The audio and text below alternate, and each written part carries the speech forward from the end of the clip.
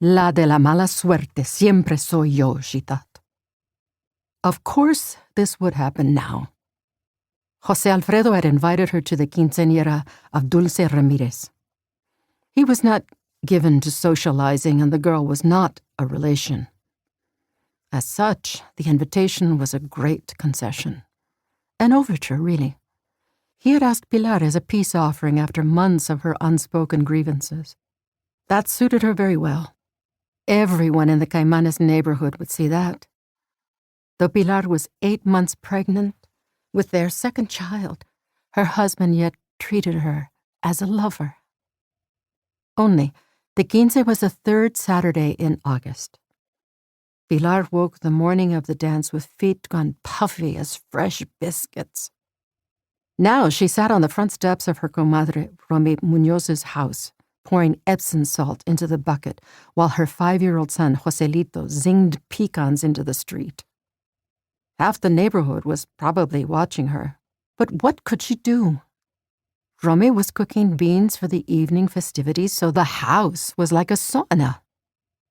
Leave them in for at least 30 minutes, Romy said from behind the kitchen screen door. If it doesn't work, I'll lend you a pair of mine.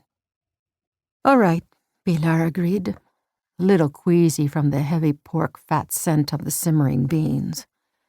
But get out of the kitchen or I'll have to do your hair all over again. Ya mero. Romy disappeared into the kitchen again. Pilar rolled her eyes.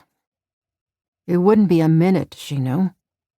She'd arranged Romy's hair in pin curls, carefully wrapped the hairdo in a kerchief.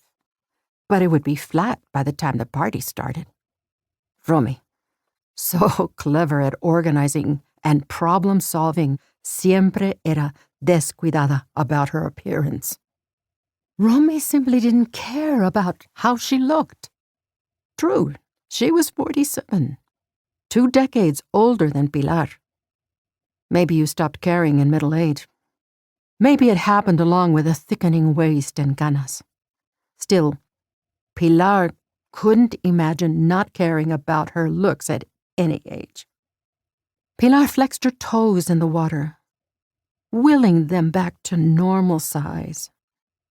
Romy's shoes were likely serviceable rather than elegant, but what else was there? None of Pilar's own shoes fit, except her battered old huaraches. The idea of wearing them to the dance appalled her. She'd put together a smart outfit for tonight, a dark blouse patterned with tiny yellow daisies and an oversized gold collar bow. A pair of trim black cotton trousers. She'd sewn an elastic panel into the waist just for this party.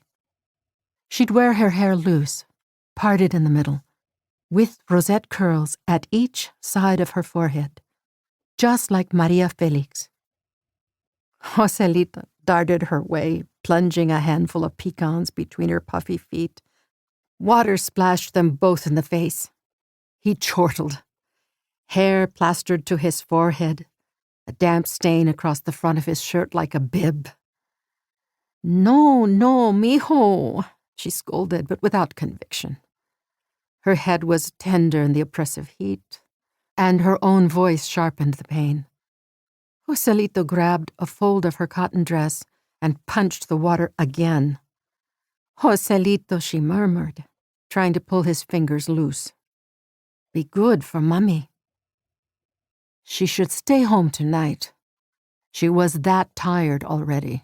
Why would anyone want to have a celebration in the full zenith of La Canicula, the scorched earth misery of the hottest weeks of the year? Every day, so wretched that the neighborhood dogs crept beneath houses to pant out their misery. The sky, so eye-wateringly brilliant it wasn't even blue, but a fierce yellow-white. No, she must go, or José Alfredo would not invite her again. He would say, I asked, you said no.